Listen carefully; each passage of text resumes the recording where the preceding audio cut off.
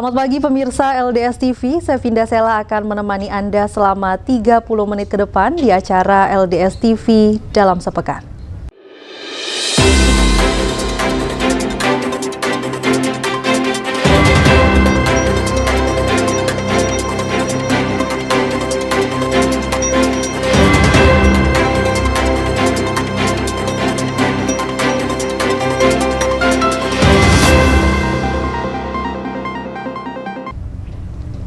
Pemirsa, kita menuju ke sorotan yang pertama. Wali Kota Bandar Lampung Eva Duyana menghadiri kegiatan Gebyar Hari Kesehatan Nasional. Dalam kesempatan tersebut, Wali Kota Bandar Lampung menyampaikan targetnya untuk Bandar Lampung Zero Stunting. Kegiatan bertempat di Taman UMKM Bung Karno pada Minggu 26 November 2023. Ya, dan juga apapun masyarakat yang datang pada kita. Wali Kota Bandar Lampung Hajah Eva Duyana menghadiri kegiatan Gebyar Hari Kesehatan Nasional di Taman UMKM Bung Karno Minggu 26 November 2023. Dalam kegiatan tersebut, Wali Kota Bandar Lampung berharap seluruh rumah sakit yang ada di Kota Bandar Lampung lebih dapat memberikan pelayanan terbaik untuk seluruh masyarakat. Wali Kota Bandar Lampung juga mengajak seluruh puskesmas dan puskeskel untuk turun ke lapangan, mengecek masyarakat yang terkena penyakit, terutama bagi masyarakat yang terkena TBC, dengan harapan TBC tidak ada lagi di Kota Bandar Lampung dan juga zero stunting di Kota Bandar Lampung. Adapun upaya-upaya yang telah dilakukan oleh pemerintah Kota Bandar Lampung untuk menuju zero stunting, salah satunya adalah dengan memberikan makanan bergizi melalui posyandu dan juga puskesmas. Wali Kota Bandar Lampung juga mengajak baik dari camat, lurah, dan tokoh-tokoh masyarakat ikut bergerak dalam menurunkan angka stunting yang ada di Kota Bandar Lampung. Dalam kesempatan tersebut, Wali Kota Bandar Lampung menyampaikan puskesmas dan puskeskel sebagai koordinator yang dinakodai Kepala Dinas Kesehatan harus memantau semuanya, baik dari camat, lurah, tokoh masyarakat untuk bergerak menuju zero stunting. Itu hari ini dalam rangka Hari Kesehatan Nasional, walaupun kita sederhana maknanya. Yang penting kompak, jaga persatuan, apapun tugas fungsi dari puskesmas dan juga rumah sakit Kota Bandar Lampung dinakodai oleh Kepala Dinas Kesehatan Kota Bandar Lampung bisa memberikan pelayanan terbaik untuk masyarakat. Karena kita sekarang ada semua puskesmas, puskesmas untuk turun ke lapangan mengecek warga-warga kita yang terdampak sakit apapun juga. Pertama kita fokus untuk TBC ya, TBC mudah-mudahan kita TBC tidak ada dan juga stunting nol di Kota Bandar Lampung. Giatnya apa aja Bun untuk terutama tadi Bunda fokus kepada stunting gitu sampai zero stunting gitu. Ya, stunting kan kita lagi sekarang ini memberikan makanan bergizi melalui posyandu, puskesmas, posyandu dikasih makanan yang bergizi kayak telur, susu macam-macam lah yang makanya vitamin.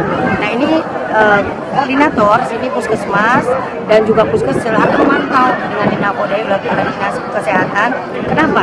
Kalau kita semua bergerak dari camat, lurah, tokoh-tokoh masyarakat, insya Allah harapan kita yang tadi 14 kita jadi 3 sekarang. Nah insya Allah Desember bisa zero kita. Anak-anak langsung dulu ya. Aduh.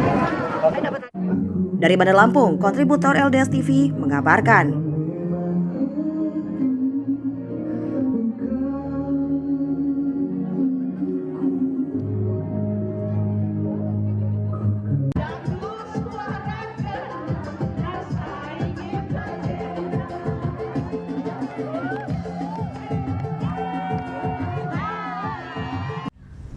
Kita beralih ke informasi selanjutnya. Mendukung program pembangunan dan pemberdayaan masyarakat desa, 11 desa yang ada di Kecamatan Labuhan Maringgai, Kabupaten Lampung Timur mengadakan bimbingan teknis atau BIMTEK pada masyarakat pelaku usaha mikro kecil dan menengah atau UMKM dan PKK desa.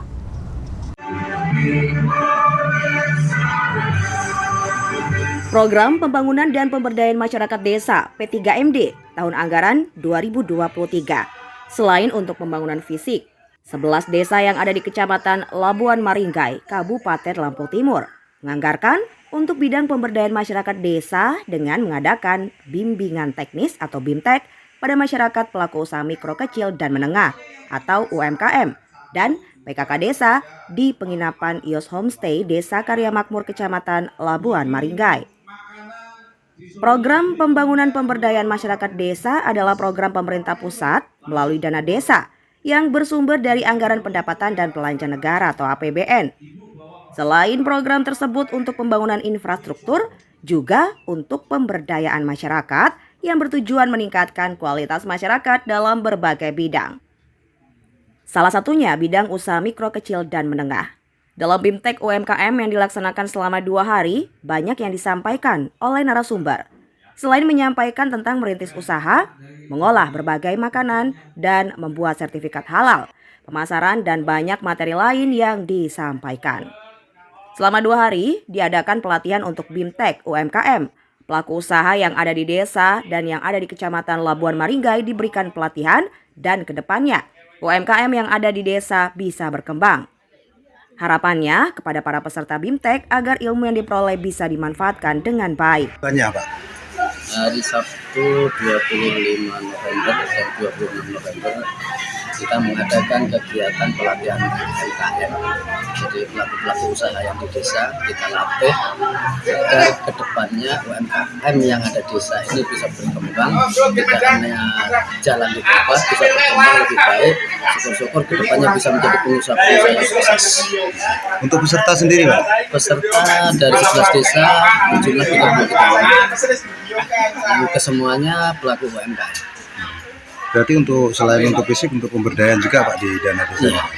Harapan sendiri, Pak, kepada para peserta agar bisa menerapkan ilmu-ilmu yang sudah didapat. Harapannya agar ilmu yang telah diperoleh dapat dikembangkan di desanya masing-masing, bukan hanya untuk pribadi mereka-mereka yang mengikuti pelatihan, tapi juga bisa ditularkan ke lingkungan sekitar. Hadir dalam kegiatan tersebut Camat Labuan Maringgai, Hendri Gunawan, serta TPPKK Kecamatan, narasumber, pemateri UMKM, Sekretaris Desa se-Kecamatan Labuan Maringgai, TPPKK Desa, pendamping desa, dan para peserta BIMTEK UMKM se-Kecamatan Labuhan Maringgai. Dari Lampung Timur, Lampung, Selamat Riyadi, LDS TV, mengabarkan. Pemirsa, aparatur sipil negara Kabupaten Lampung Utara melakukan deklarasi netralitas dalam pelaksanaan pemilu 2024 mendatang. Pengucapan deklarasi dilakukan usai melaksanakan upacara peringatan Hari Ulang Tahun Korpri di halaman kantor pemerintah Kabupaten Lampung Utara.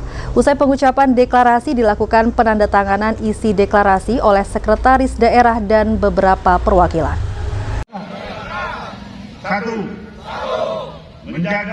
Aparatur sipil negara Kabupaten Lampung Utara melakukan deklarasi netralitas dalam pelaksanaan pemilu 2024 mendatang. Pengucapan deklarasi dilakukan usai melaksanakan upacara peringatan HUT Korpri di halaman kantor Pemkab Lampung Utara. Usai pengucapan deklarasi dilakukan penandatanganan isi deklarasi oleh sekretaris daerah dan beberapa perwakilan.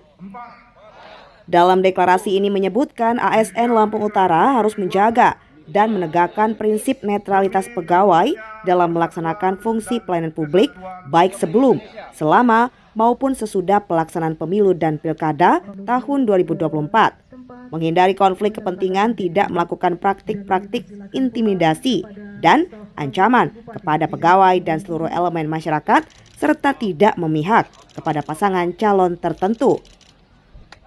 Terakhir, menggunakan media sosial secara bijak dan tidak menyebabkan ujaran kebencian dan berita bohong, menolak politik uang, dan segala jenis pemberian dalam bentuk apapun. Sanksi akan diberlakukan bagi pegawai yang kedapatan melanggar isi deklarasi yang dibuat. Jadi hanya ada satu kata bahwa seluruh aparatur sipil negara netral dalam pemilu legislatif, pilpres, dan pilkada. Tidak berpihak kepada calon siapapun dia. Terkait adanya media sosial yang cukup luar biasa. Ya, itu juga dilaksanakan dengan bijak. Tidak boleh lagi melakukan hal-hal yang sembrono, termasuk like and dislike di dalam media sosial. Pasti apabila ada laporan dari masyarakat. Sanksinya, Pak? Melanggar dari Ada sanksi tegas yang sudah diatur dalam PP 94 tahun 2020.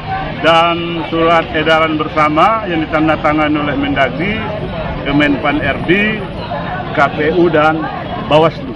Sementara Bawaslu Lampung Utara menyambut baik dilakukan Pemkab upaya mewujudkan pemilu yang jujur dan adil. Bawaslu akan terus berkoordinasi dengan Pemkab terkait netralitas ASN.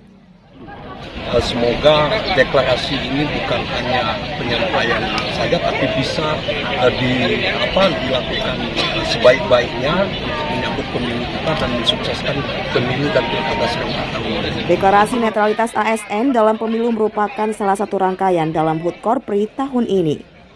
Dari Lampung Utara, Afan, LDS TV mengabarkan.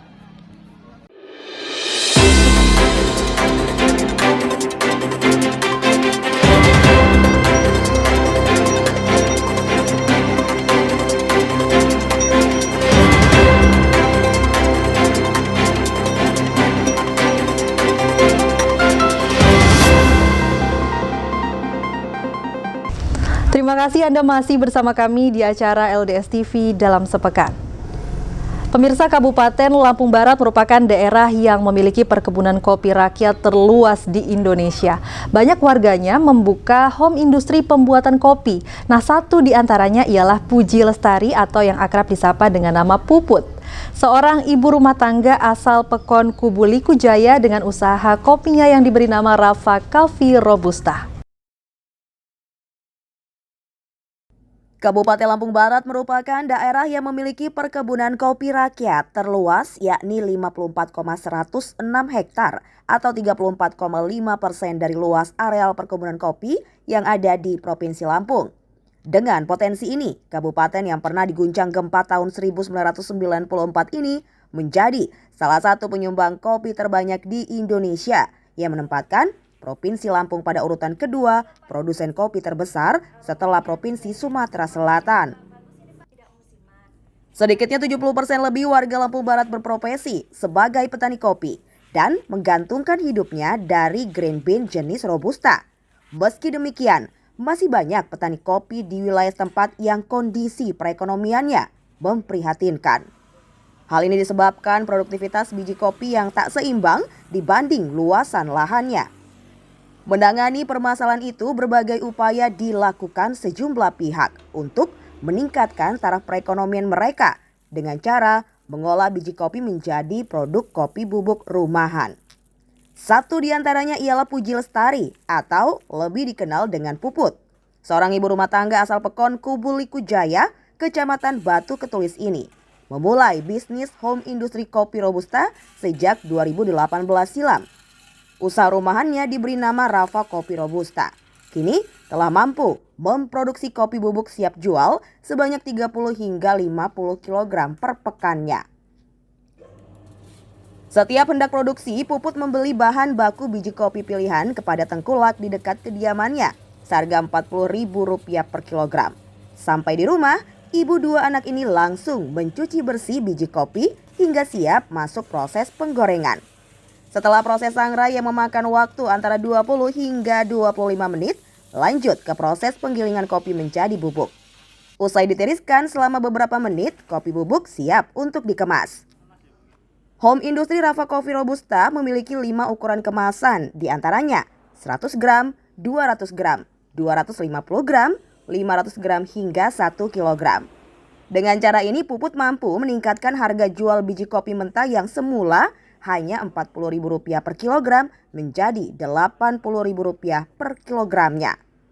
Lampung Barat itu kan penghasilan utamanya itu kita kopi ya, Mas.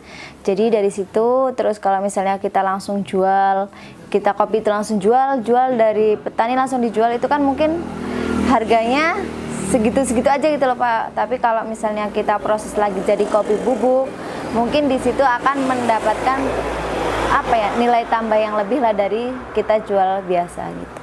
Ya. Kenapa dikasih nama Rafa Coffee? Rafa Coffee itu sesuai dengan anak saya yang pertama Pak, namanya Rafa, jadi ya udah ngambil dari nama anak saya. Ada berapa kemasan di tempat kita ini? Tiap kemasan itu bisa dia 8.000. Kalau misalnya 2 on, yang 2 on itu kan berarti bisa 16.000 ya Pak. Terus kalau misalnya yang 2 on setengah ya bisa sih langsung. Kalau misalnya setengah kilo berarti 40.000. Gitu. Sekilonya 80.000, murah, meriah. Ada keunggulan nggak dari kopi Rafa ini? apa ya Pak keunggulannya, misalnya kopinya emang kopi pilihan ya Pak, walaupun misalnya nggak petik merah tapi itu dijamin kopi pilihan. Yang kedua, Rafa Kopi itu emang benar-benar asli kopi yang murni, tidak ada campuran sama sekali. Nggak ada campuran ya? Sama sekali. Rasanya gimana? Rasanya ya nikmat, boleh dicoba. Meski belum besar, industri rumahan ini telah berhasil meraup omset paling sedikit 5 juta rupiah dan paling banyak 8 juta rupiah per bulan. Sementara itu, Rafa Coffee sudah memasuki pasar baik dalam hingga luar kabupaten, yakni Lampung Utara dan Kota Metro. Dalam hal ini, pemerintah desa setempat terus mendukung industri rumahan Rafa Coffee Robusta. Kepala desa setempat juga berharap seluruh warganya mampu mengadopsi kreativitas seperti ini yang dilakukan Puput untuk meningkatkan taraf perekonomian. Diketahui desa Kubuliku Jaya memiliki luas wilayah 1.300 hektar. Dari luas wilayah tersebut, 900 hektarnya merupakan lahan perkebunan kopi dengan produksi biji kopi 500 ton lebih per tahunnya. Untuk sementara ini, upaya kami baru sebatas di kegiatan-kegiatan Pekon, termasuk di Musrenbang Pekon, kami pamerkan, kami kepada masyarakat, dan kami dibawa juga ke level kabupaten. Di saat ada kegiatan HUT Lambar, kami bawakan untuk dipamerkan di tingkat kabupaten. Dari Lampung Barat, Egi Ngatung, LDS TV mengabarkan. Kita beralih ke informasi selanjutnya. Anggota DPRD Lampung Tengah Lambok Nainggolan saat menghadiri rapat kerja Daerah Pemuda Katolik Komisariat Daerah Lampung tahun 2023 mengatakan pemuda merupakan garda terdepan dalam mengawal pemerintahan. Lambok Nainggolan berharap para pemuda ini tidak hanya bicara tentang isu lokal saja, tetapi harus keluar melihat situasi negara saat ini.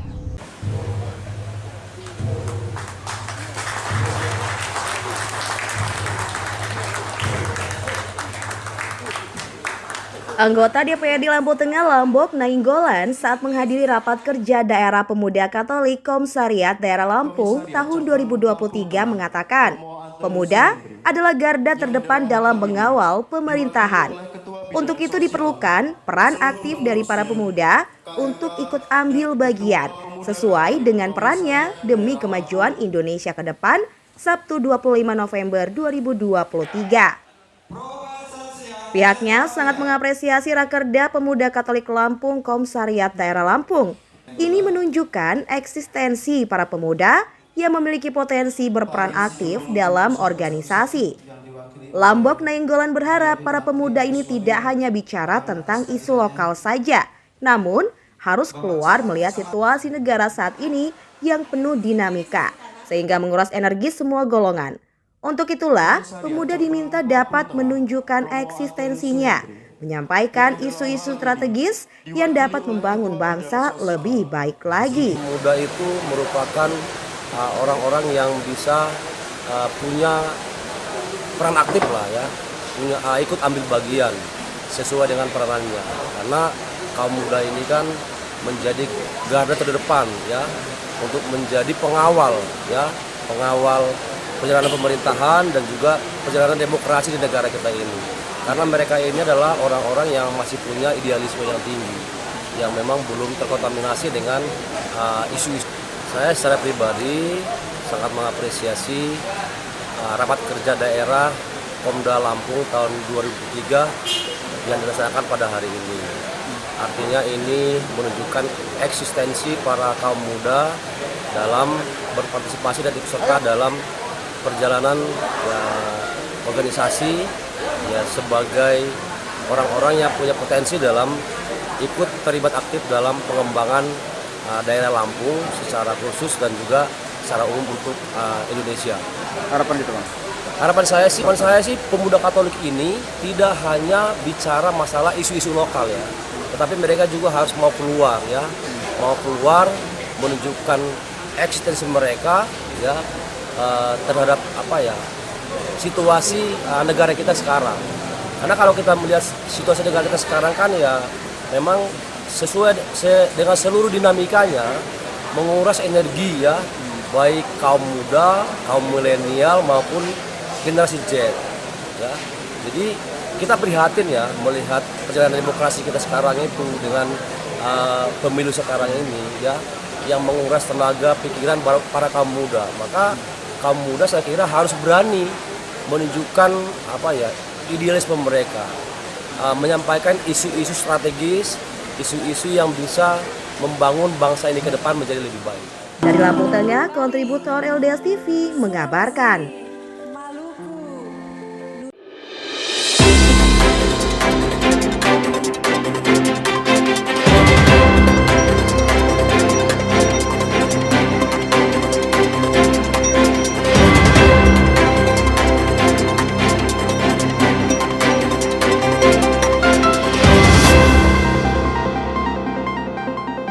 Masih bersama saya Vinda Sela di acara LDS TV dalam sepekan.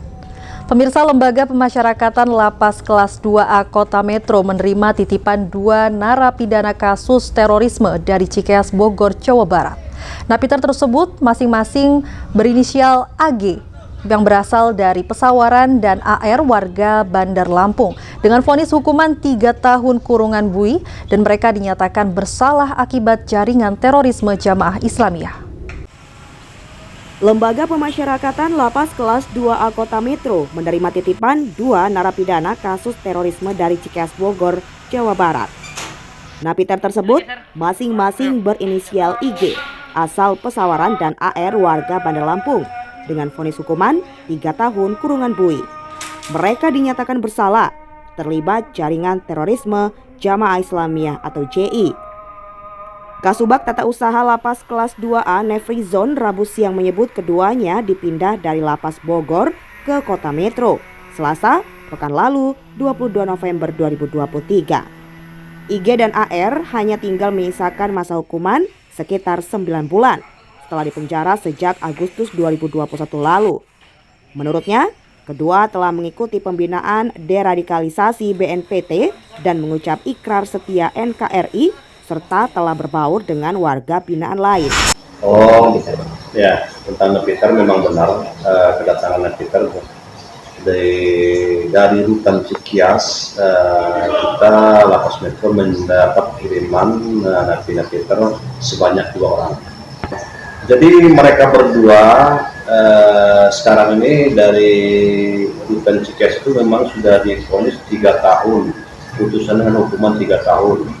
Untuk di Lapas Metro ini, mereka berdua ini hanya menjalankan sisa hukuman kurang lebih 1 tahun lagi berdua, dua-duanya.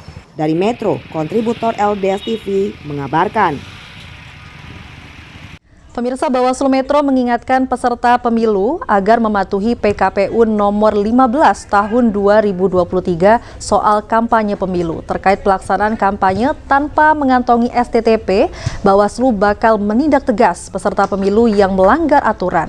Akan dikenakan sanksi administrasi hingga pembubaran kampanye. Bawaslu Metro mengingatkan peserta pemilu mematuhi PKPU nomor 15 tahun 2023 soal kampanye pemilu.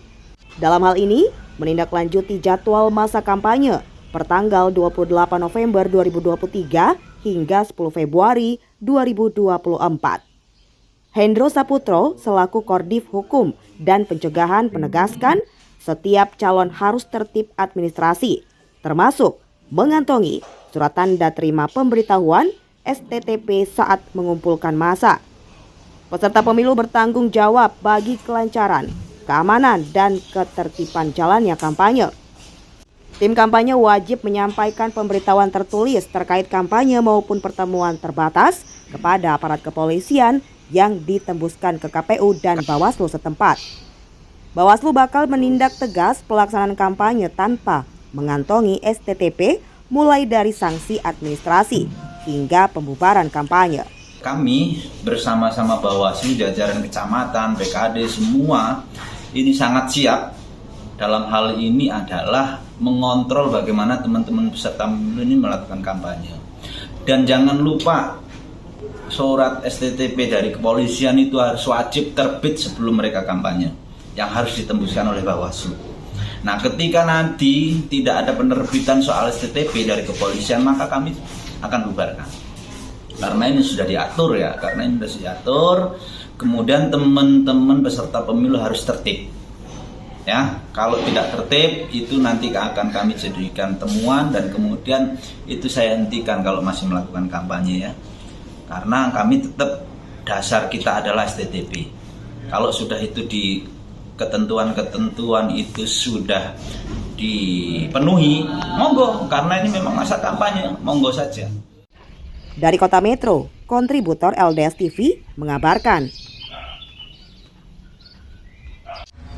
Kita beralih ke berita selanjutnya. Polemik yang berkepanjangan di SD Negeri 3 Bumi Aji, Kecamatan Anak Tuha membuat Ketua Komisi 1 DPRD Lampung Tengah gerah dan turut angkat bicara.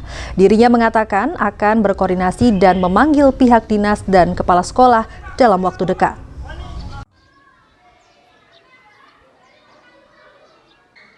Polemik yang berkepanjangan di SDN 3 Bumi Aji, Kecamatan Anak Tuha, membuat Ketua Komisi 1 DPRD Lampung Tengah gerah dan turut angkat bicara. Seharusnya menjadi panutan bagi guru-guru. Seorang kepala sekolah bukan lari dari tanggung jawab. Gaji yang selama ini menjadi tumpuan harus molor diterima 3 guru honorer dan 1 penjaga sekolah di SDN 3 Bumi Aji. Hal ini membuat prihatin dari berbagai pihak. Kali ini Ketua Komisi 1 DPRD Lampung Tengah turut angkat bicara menanggapi nasib 3 guru honorer dan 1 penjaga sekolah yang sampai saat ini belum juga diselesaikan oleh Kepala Sekolah SDN 3 Bumi Aji. Selain belum menyelesaikan gaji, Kepala Sekolah SDN 3 Bumi Aji ini sudah 1 bulan menghilang, tidak hadir tanpa alasan yang jelas. Menindaklanjuti hal tersebut, Baroji, Ketua Komisi 1 DPRD Lampung Tengah, akan berkoordinasi dan memanggil pihak dinas dan kepala sekolah dalam waktu dekat.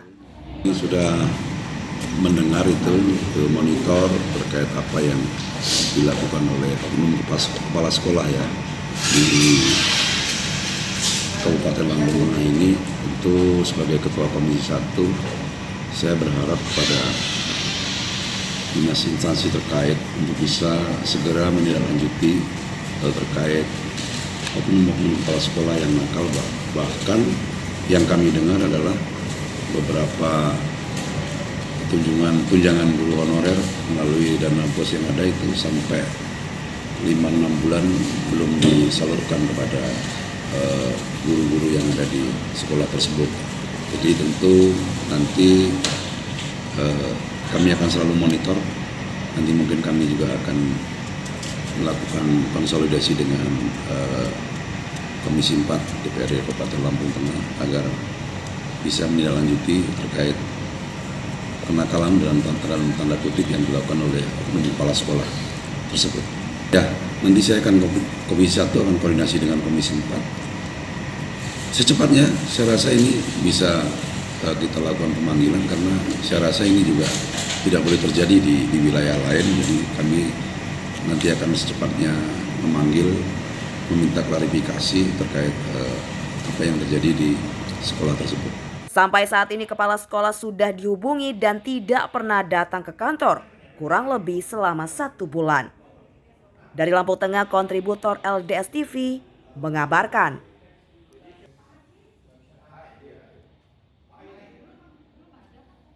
Demikianlah berita untuk hari ini, nantikan berita selanjutnya di LDS TV dalam sepekan. Saya Vinda Sela pamit undur diri dan sampai jumpa.